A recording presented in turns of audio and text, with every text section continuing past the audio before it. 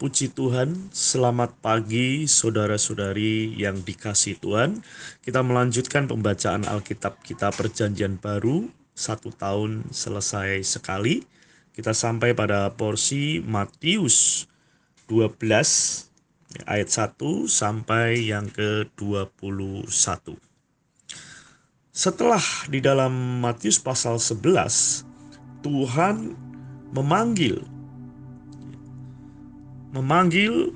orang-orang yang melayani Dia, orang-orang yang diutus, orang-orang yang hidup mendambakan, mentaati hukum-hukum Allah. Dan Tuhan tahu bahwa manusia tidak mungkin memiliki ketaatan terhadap hukum Allah. Karena hukum Allah ini adalah di dalam perjanjian lama adalah hukum Taurat, ya.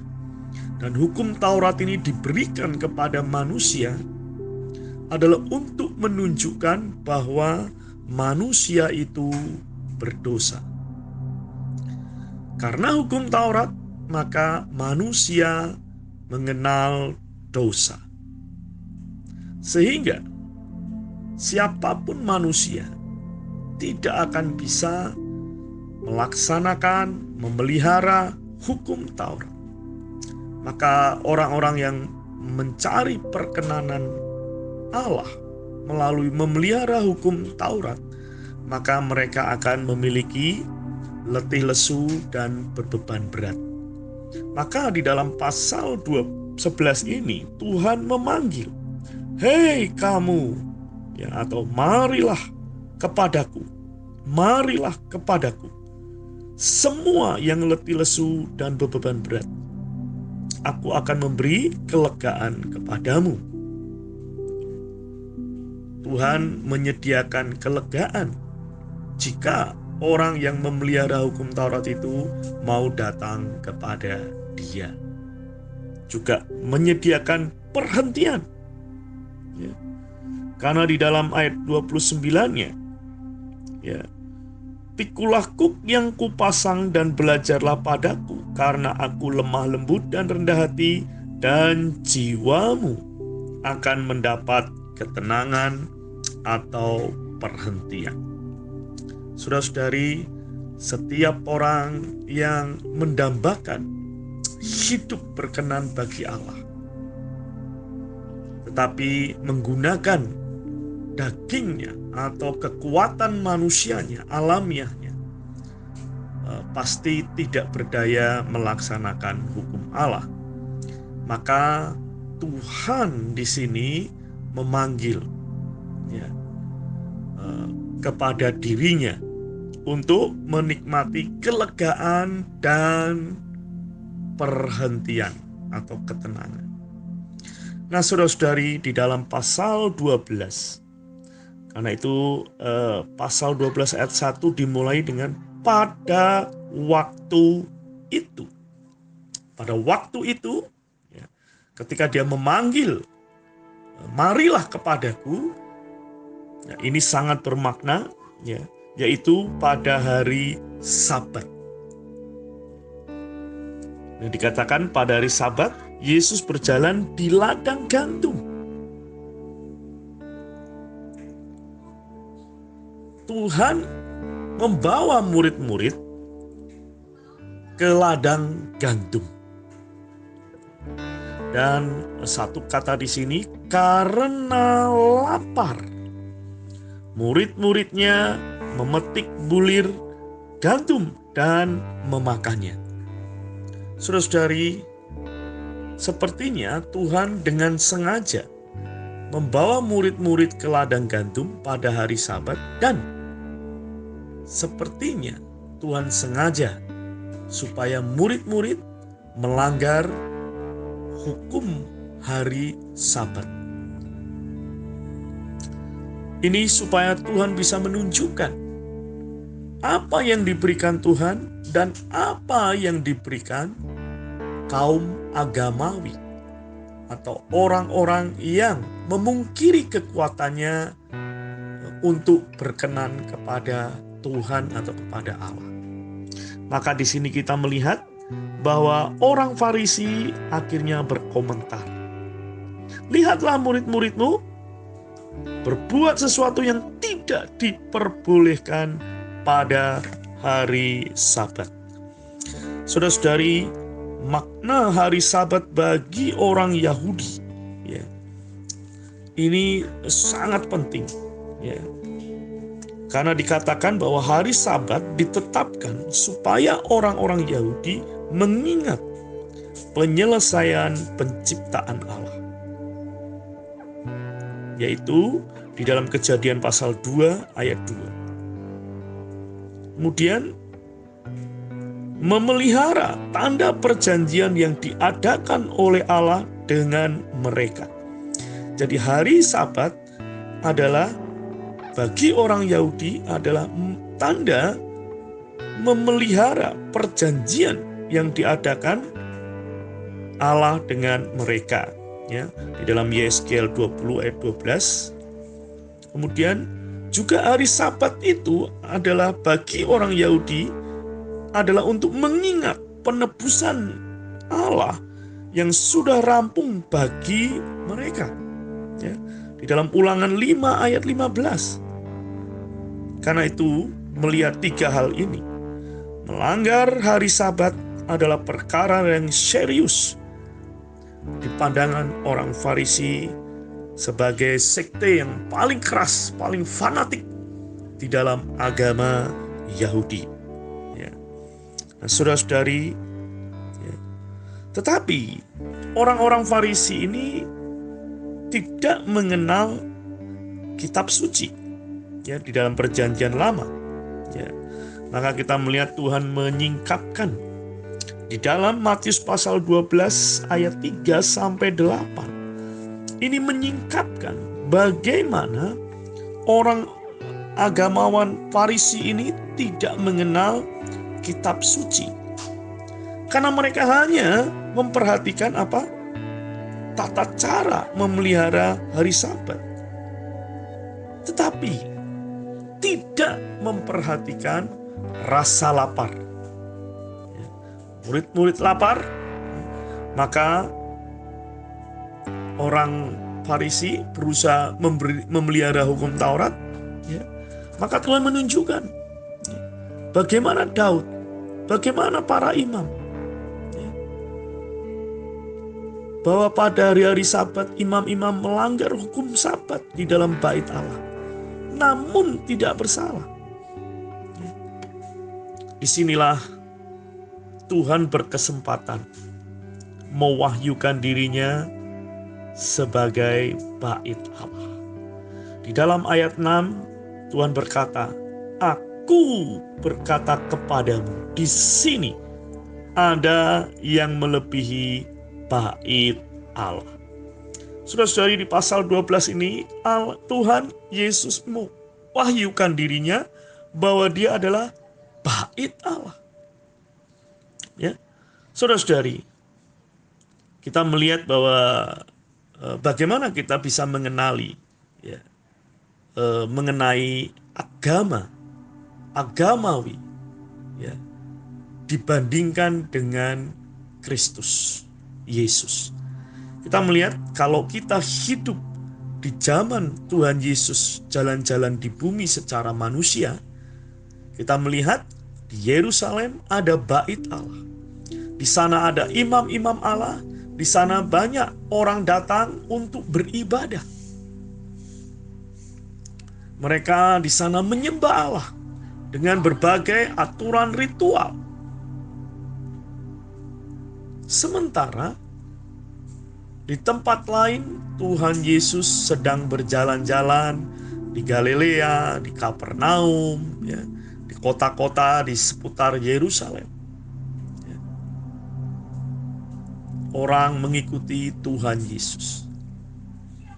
Pertanyaannya adalah, pada hari itu, di mana Tuhan hidup di atas muka bumi, Allah ada di mana? Apakah Allah ada di bait Allah? Apakah Allah ada di dalam Tuhan Yesus? Ini pertanyaan akan menyingkapkan bagaimana orang Kristen harus hidup. Saudara-saudari, Allah tidak mungkin ada di dua tempat.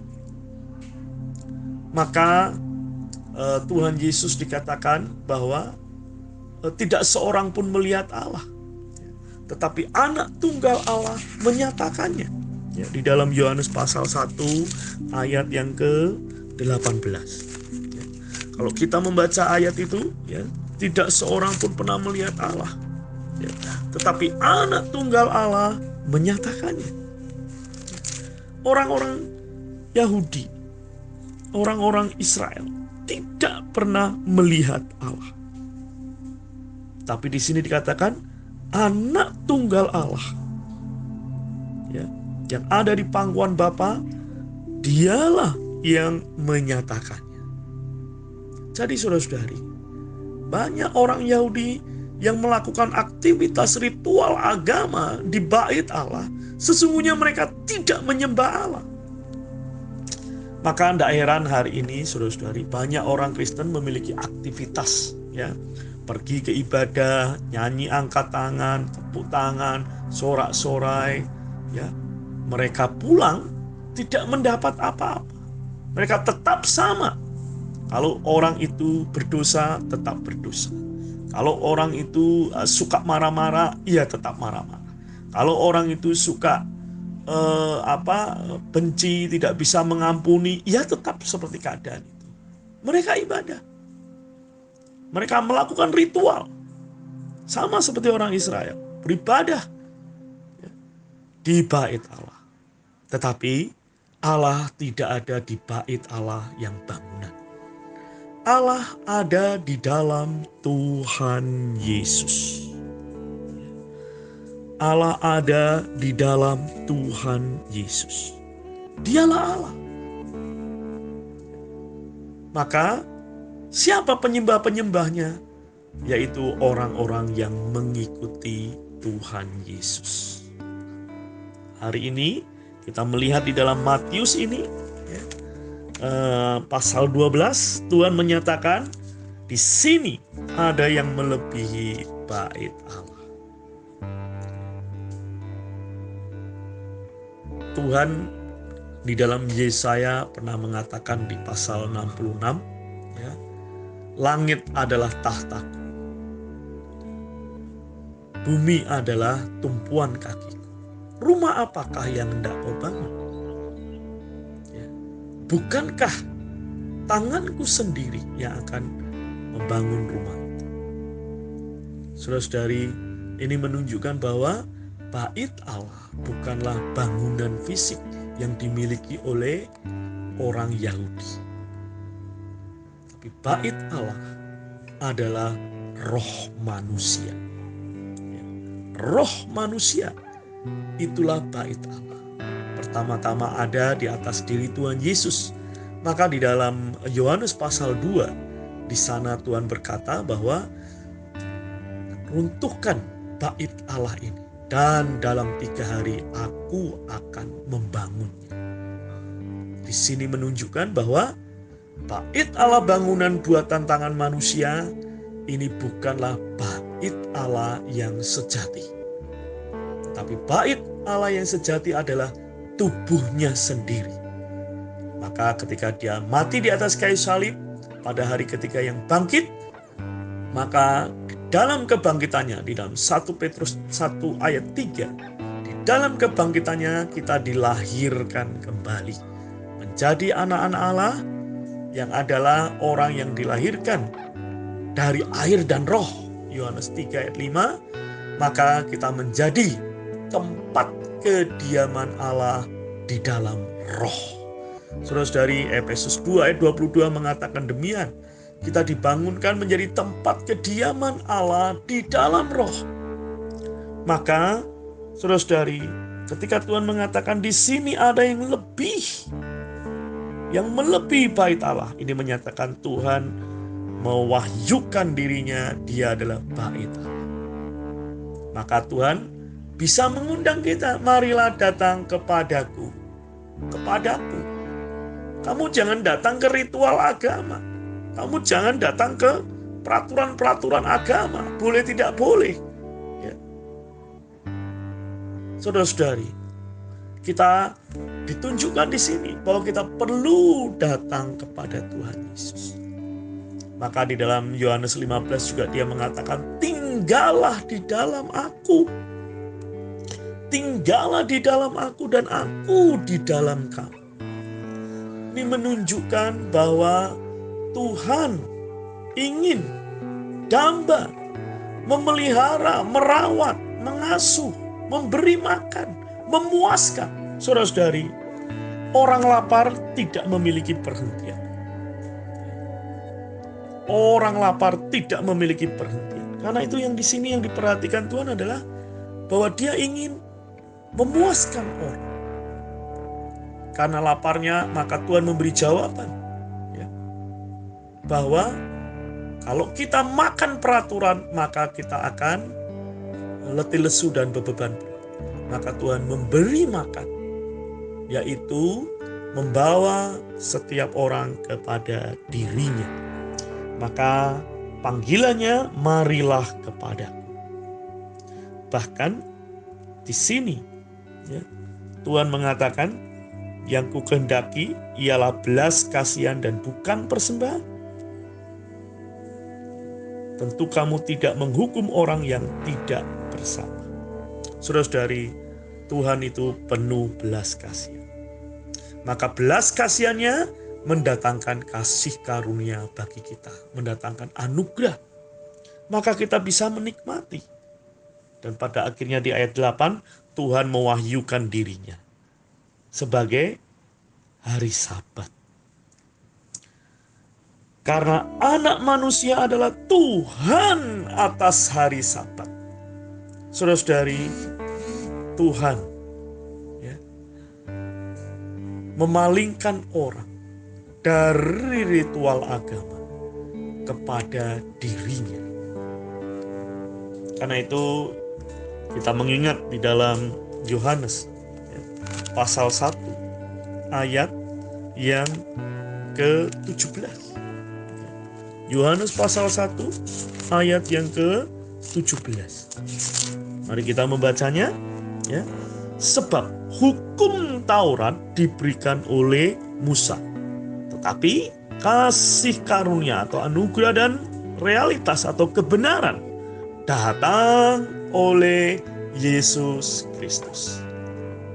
Maka di sini jelas ketika Tuhan memanggil kepada dirinya, dia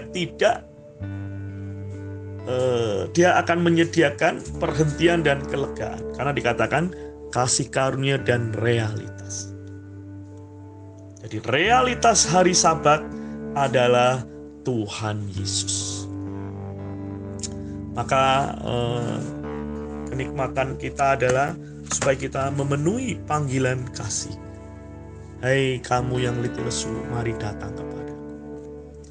Tuhan akan puaskan kita, Tuhan akan memberikan kelegaan, Tuhan akan memberikan perhentian. Ketika di hari Sabat, orang-orang takut melanggar hukum. Di mana ada ketakutan, di sana tidak ada perhentian. Maka di sini kita melihat yang kukehendaki ialah belas kasihan. Puji Tuhan, Tuhan membelas kasihani kita sehingga kita mendapatkan kasih karunia, yaitu mendapatkan Yesus Tuhan sebagai bait Allah, tempat kediaman kita, tempat kita ada di dalam. Mazmur Daud mengatakan bahwa aku diam di rumah Tuhan sepanjang masa. Kebajikan dan kemurahan mengikuti aku. Saudara-saudari, ini Daud. Mazmur 91 juga menyatakan demikian. Orang yang tinggal di dalam lindungan Allah. Ya. Moga pagi ini kita melihat Yesus adalah bait Allah. Tempat kita tinggal dan hidup. Sehingga kita menikmati kepuasan dan perhentian. Tuhan juga adalah hari Sabat. Perhentian yang sejati. Haleluya. Tuhan menyertai saudara-saudari dan Tuhan memberkati saudara-saudari. Kepuasan dan perhentian. di dalam Kristus. Amin.